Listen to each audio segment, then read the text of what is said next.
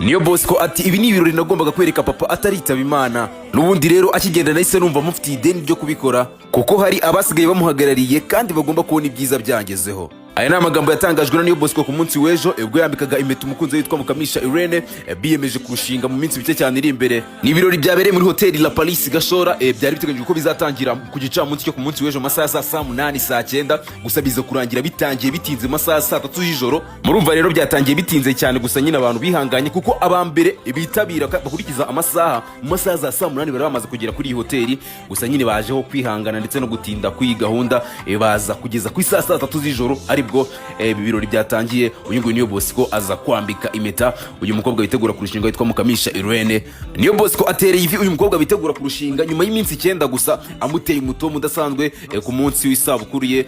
Ubwo yamuteye umutomo ugira uti ku munsi nk'uyu amarangamutima y'urukundo yavubuye mu kirere cy'umubumbe w'isi. Gira isabukuru yuje umunezero wavukiye kugira ngo umutima wanjye ugukunde kandi ugukundwa kaze. Singukunda gusa ahubwo nkunda n'urwo ngukunda. Ramba gwiza amafaranga gwiza urukundo kandi byose mugomba n'urukundo nyarwo ndabihamya rwose kurukwiye. Imana iguha umugisha kandi ikomeze ingabire umugisha binyuze kukugira uruhande rwanjye.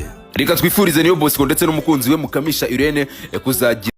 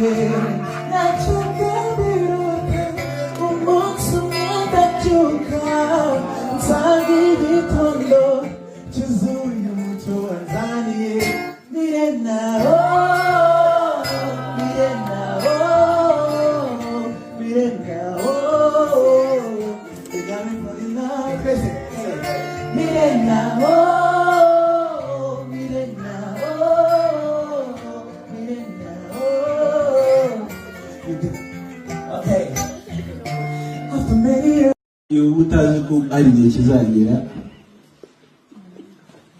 ntabwo nigeze nisanga ibintu nk'ibi, ariko nibyo bintu by'agaciro nigeze mbona kuko nabigezemo ubu ngubu.